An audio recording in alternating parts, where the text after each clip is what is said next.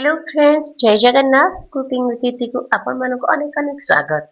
आज मु आपण मानक सहित शेयर करछि एक बहुत सहज क्रीमी एवं डेलीशियस राखी पूर्णिमा स्पेशल फ्रूट कस्टर्ड रेसिपी। विभिन्न फ्रेश फ्रूट सहित तैयारी फल कस्टर्ड एक परफेक्ट होममेड डेजर्ट।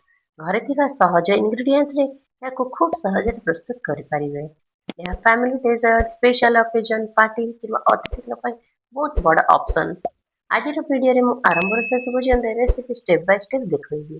ତେଣୁ ଭିଡିଓଟି ଶେଷ ପର୍ଯ୍ୟନ୍ତ ନିଶ୍ଚୟ ଦେଖନ୍ତୁ। ଆପଣ ଯଦି ଚ୍ୟାନେଲକୁ ସବସ୍କ୍ରାଇବ କରିନାହାନ୍ତି ତାହେଲେ ଜଲ୍ଦି ସବସ୍କ୍ରାଇବ କରିଦିଅନ୍ତୁ ଏବଂ ଏଭଳି ସୁଆଦିଆ ରେସିପିର ଭିଡିଓ ପ୍ରଥମେ ଦେଖିବା ପାଇଁ ପାଖରେ ଥିବା ବେଲ୍ ଆଇକନକୁ ବଜାଇ ଦିଅନ୍ତୁ। ଏବେ ଗ୍ୟାସ୍ ଅନ୍ କରିନେବା। ମୁଁ ଗୋଟେ ପତ୍ର ନେଇଯାଇଛି। ଏବେ ଏଥିରେ 1 ଲିଟର ପାଖାପାଖି ମିଲ୍କ ନେଇଛି। ତାକୁ ମିଡିୟମ ଫ୍ଲେମରେ ଗରମ କରିବା। ମିଲ୍କକୁ ଅତ୍ୟଧିକ ହାଇ ଫ୍ଲେମରେ ରଖିବା ଦରକାର ନାହିଁ।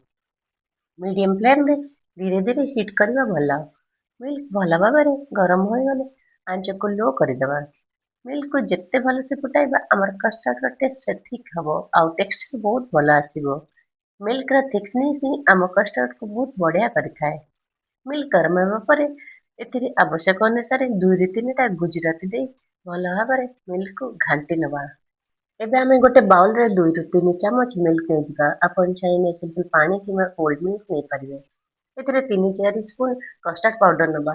ଏଠାରେ ଗୋଟେ ଇମ୍ପୋର୍ଟାଣ୍ଟ କଥା ମନେ ରଖିବେ, କଷ୍ଟାର୍ଡ ପାଉଡରକୁ ସିଧା ଗରମ ମିଲ୍କରେ ପକାଇବା ନାହିଁ। ପ୍ରଥମେ ଅଳ୍ପ ଥଣ୍ଡା କିମ୍ବା ରୁମ୍ ଟେମ୍ପରେଚର ମିଲ୍କରେ କଷ୍ଟାର୍ଡ ପାଉଡରକୁ ସ୍ମୁଥ ପେଷ୍ଟ କରିନେବା। ଏହାଦ୍ୱାରା କଷ୍ଟାର୍ଡରେ ଲମ୍ପସ୍ ହେବ ନାହିଁ। ଏବେ ଆମକୁ ପ୍ରସ୍ତୁତ କରିଥିବା କଷ୍ଟାର୍ଡ ସ୍ଲରିକୁ ଧୀରେ ଧୀରେ ମିଲ୍କରେ ପକାଇବା।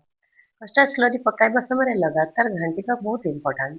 ଯଦି ନ ଘାଣ୍ଟିବା ତେବେ କଷ୍ଟାର୍ଡ ତଳେ ଲାଗିଯାଇ ଲମ୍ପସ୍ ହୋଇପାରେ। ଦେଖନ୍ତୁ ଏବେ ମିଲ୍କ ଧୀରେ ଧୀରେ ଠିକ୍ ହେବାକୁ ଲାଗିଲା। ଆମକୁ କଷ୍ଟାର୍ଡକୁ ବହୁତ ଠିକ୍ କରିବା ଦରକାର ନାହିଁ, କାରଣ ଥଣ୍ଡା ହେବା ପରେ ଏହା ଆହୁରି ଠିକ୍ ହୋଇଯିବ। ଏବେ ଏଥିରେ ଆବଶ୍ୟକ ଅନୁସାରେ ଚିନି ଦେଇ ଭଲ ଭାବରେ ଘାଣ୍ଟିବା। ଚିନି ସମ୍ପୂର୍ଣ୍ଣ ଡିଜଲ୍ଭ ହୋଇଯିବା ପର୍ଯ୍ୟନ୍ତ ମିଲ୍କକୁ ଘାଣ୍ଟିବା। ଏହାକୁ ଅତ୍ୟଧିକ ହାଇ ଫ୍ଲେମରେ ରଖିବା ଦରକାର ନାହିଁ। ମିଡିୟମ ଫ୍ଲେମରେ ଧୀରେ ଧୀରେ ହିଟ୍ କରିବା ହିଁ ଭଲ। ଏବେ ଦେଖିବା ଆମର କଷ୍ଟାର୍ଡର କନସିଷ୍ଟେନ୍ସି। ଚାମଚରେ କଷ୍ଟାର୍ଡ ନେଇ ଦେଖନ୍ତୁ, ଏହା ଚାମଚକୁ ହାଲକା କୋଟ୍ କରୁଛି। ଏହି ଷ୍ଟେଜରେ ଆମର କଷ୍ଟାର୍ଡ ରେଡି। ଏବେ ଗ୍ୟାସ୍ ବନ୍ଦ କରି କଷ୍ଟାର୍ଡକୁ ଗୋଟେ ବାଉଲରେ ଟ୍ରାନ୍ସଫର କରିବା। ଏହାକୁ ରୁମ୍ ଟେମ୍ପରେଚରରେ ଥଣ୍ଡା ହେବାକୁ ଦେବା। କଷ୍ଟାର୍ଡ ଗରମ ଥିବାବେଳେ ଫ୍ରୁଟ୍ସ ପକାଇବା ନାହିଁ। ଗରମ କଷ୍ଟାର୍ଡରେ ଫ୍ରୁଟ୍ସ ଦେଲେ ଫ୍ରୁଟ୍ ସଫ୍ଟ ହୋଇଯାଇପାରେ ଏବଂ ଫ୍ରେଶ୍ ଟେଷ୍ଟ ମଧ୍ୟ କମିଯିବ। ସେଥିପାଇଁ କଷ୍ଟାର୍ଡ କମ୍ପ୍ଲିଟଲି କୁଲ୍ ହେବାର ଫ୍ରୁଟ୍ସ ମିଶାଇବା। ମୁଁ ଏଠାରେ ମୋ ପସନ୍ଦର କିଛି ଫ୍ରୁଟ୍ସ ନେଇଯାଇଛି। ଆପଣ ଆପଣଙ୍କ ପସନ୍ଦ ଅନୁସାରେ ଯେକୌଣସି ଫ୍ରୁଟ୍ସ ଆଡ୍ କରିପାରିବେ। ଆପଣ ଯେକୌଣସି ସିଜନାଲ ଫ୍ରୁଟ୍ସ ମଧ୍ୟ ନେଇପାରିବେ। କଷ୍ଟାର୍ଡରେ ସବୁ ଟାଇପର ଫ୍ରୁଟ୍ସ ଭଲ ଲାଗିଥାଏ। ଫାର୍ଷ୍ଟ ସବୁ ଡ୍ରାଇ ଫ୍ରୁଟ୍ସକୁ କାଟିନେବେ। କାଜୁକୁ ଟିକ୍ ଟିକ୍ କରି କାଟିନେବା। ତାପରେ ଆଲମଣ୍ଡକୁ ବି ସେହିପରି ଟିକ୍ ଟିକ୍ କାଟିନେବା। ଆପଲକୁ ଛୋଟ ଛୋଟ ବାଇଟ୍ ସାଇଜରେ ପିସେସ୍ କାଟିନେବା। ଧ୍ୟାନ ରଖିବେ ଫ୍ରୁଟ୍ସ ସବୁକୁ ସେମ୍ ସାଇଜରେ ବହୁତ ଛୋଟ ଛୋଟ କରି କାଟିବା, ଯାହାଦ୍ୱାରା ଫ୍ରୁଟ୍ କଷ୍ଟାର୍ଡର ଲୁକ୍ ଭଲ ଲାଗିବ ଏବଂ ବାକି ଗ୍ରେପ୍ସକୁ ବି ମଧ୍ୟ କାଟିନେବା। ଏଠି ଯଦି ଛୋଟ ଗ୍ରେପ୍ସ ହୁଏ ଆପଣ ସେମିତି ବିନା କାଟିକି ଆଡ୍ କରିପାରିବେ। ଆଉ ଡାଳିମ୍ବକୁ ମଧ୍ୟ ଛଡେଇ ନେବା। ବାନାନାକୁ ବି ଛୋଟ ଛୋଟ କରି କାଟିନେବେ। ଏବେ ଆମର ସବୁଠୁ ୟମ୍ମି ଫ୍ରୁଟ୍ ମ୍ୟାଙ୍ଗୋକୁ ସୁନ୍ଦର ଭାବରେ କାଟି ସଜେଇ ନେବା। ଦେଖନ୍ତୁ ମୁଁ କେମିତି କାଟି ନେଇଛି, ଯାହାଦ୍ୱାରା ସହଜରେ ଆମେ ମ୍ୟାଙ୍ଗୋକୁ ସ୍ଲାଇସ୍ କରିପାରିବା। ଏବେ ଫ୍ରୁଟ୍ସ କଟା ସରିଗଲା। ସେଗୁଡ଼ିକୁ ଏବେ ଗୋଟେ ବାଉଲରେ ରଖିଦେବା। କେତେ ମସ୍ତ ଲାଗୁଛି। ଦେଖନ୍ତୁ ଆମର କଷ୍ଟାର୍ଡ ଏବେ ଭଲ ଭାବରେ ଥଣ୍ଡା ହେଇଯାଇଛି। ଏବେ ଏଥିରେ ଆମେ ପ୍ରସ୍ତୁତ କରିଥିବା ଫ୍ରେଶ୍ ଫ୍ରୁଟ୍ସ ଗୋଟେ ପରେ ଗୋଟେ ପକାଇବା। ସବୁ ଡ୍ରାଇ ଫ୍ରୁଟ୍ସକୁ ଆଡ୍ କରିନେବା। ଆପଲକୁ ବି ଆଡ୍ କରିନେବା। ବାନାନା ବ୍ୟବହାର କରୁଥିଲେ ଏହାକୁ ଶେଷରେ ଦେଲେ ବହୁତ ଭଲ ହବ। ମୁଁ ଏବେ ବାନାନାକୁ ଆଡ୍ କରିନେଇଛି, କିନ୍ତୁ ମ୍ୟାଙ୍ଗୋ ଏବଂ ଡାଳିମ୍ବକୁ ପଛରେ ଆଡ୍ କରିବା। ଦେଖନ୍ତୁ କେତେ କ୍ରିମି ଲାଗୁଛି ଆମର ଫ୍ରୁଟ୍ କଷ୍ଟାର୍ଡଟି, ଆଉ କଲରଫୁଲ୍ ବି ଲାଗୁଛି। ଖାଇବାକୁ ବହୁତ ୟମ୍ମି ମଧ୍ୟ ଲାଗିବ। ଫ୍ରୁଟ୍ କଷ୍ଟାର୍ଡକୁ ଆହୁରି ଡେଲିସିୟସ୍ ୟମ୍ମି କରିବା ପାଇଁ ଏହାକୁ କିଛି ସମୟ ରେଫ୍ରିଜରେଟରରେ ଚିଲ୍ କରି ରଖିବା। ଭଲ ଭାବରେ ଚିଲ୍ଡ ହେଲେ କଷ୍ଟାର୍ଡ ଆହୁରି କ୍ରିମି ଏବଂ ରିଫ୍ରେସିଂ ଲାଗିବ।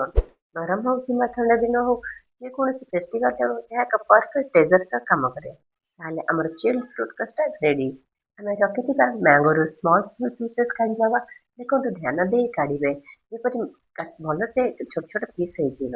ରଖିଥିବା କିଛି ଡାଳିମ୍ବକୁ ସଜେଇ ନେବା। ଏହାକୁ ଗୋଟେ ସୁନ୍ଦର ସର୍ଭିଂ ବାଉଲରେ ସର୍ଭ କରିବା। ଉପରେ ମ୍ୟାଙ୍ଗୋ ଏବଂ ପୋମଗ୍ରାନେଟ୍ ଚିପ୍ସ ଦେଲେ ଏହା ଦେଖିବାକୁ ଆହୁରି ବ୍ୟୁଟିଫୁଲ୍ ଲାଗିବ। ଦେଖନ୍ତୁ କେତେ କଲରଫୁଲ୍ ଆଉ କ୍ରିମି ହେଇଛି। ଆଜି ବହୁତ ସହଜ ଉପାୟରେ ପ୍ରସ୍ତୁତ କଲେ ସୁଆଦିଆ ଫ୍ରୁଟ୍ କଷ୍ଟାର୍ଡ। କଷ୍ଟାର୍ଡ଼ର କ୍ରିମି ଟେକ୍ସଚର ସହିତ ଫ୍ରେଶ୍ ଫ୍ରୁଟ୍‌ର ସୁଇଟନେସ୍ ଏବଂ କ୍ରଞ୍ଚ ବହୁତ ଭଲ କମ୍ବିନେସନ୍ ହୋଇଛି। ଆପଣମାନେ ମଧ୍ୟ ଏହି ରେସିପିଟି ଘରେ ନିଶ୍ଚୟ ଟ୍ରାଏ କରନ୍ତୁ ଏବଂ କେମିତି ଲାଗିଲା ମୋତେ କମେଣ୍ଟରେ ଜଣାନ୍ତୁ। ଭିଡ଼ିଓଟି ଭଲ ଲାଗିଲେ ଲାଇକ୍ କରନ୍ତୁ, ଆପଣଙ୍କ ଫ୍ୟାମିଲି ଏବଂ ଫ୍ରେଣ୍ଡସ୍‌ଙ୍କ ସହିତ ସେୟାର କରନ୍ତୁ। ଏହିଭଳି ସୁଆଦିଆ ଓ ସହଜ ରେସିପି ପାଇଁ କୁକିଂ ୱିଥ୍ ୟେତିକୁ ସବସ୍କ୍ରାଇବ୍ କରନ୍ତୁ ଏବଂ ବେଲ୍ ଆଇକନ୍‌କୁ ପ୍ରେସ୍ କରିବାକୁ ଭୁଲନ୍ତୁ ନାହିଁ। ଏବେ ଟିକେ ଟେଷ୍ଟ କରି ଦେଖିନେବା।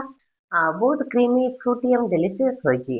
ପୁଣି ଆସିବି ଆଉ ଏକ ନୂଆ ସୁଆଦିଆ ରେସିପି ନେଇ। ହାପି ରକ୍ଷାବନ୍ଧନ! ଜୟ ଜଗନ୍ନାଥ।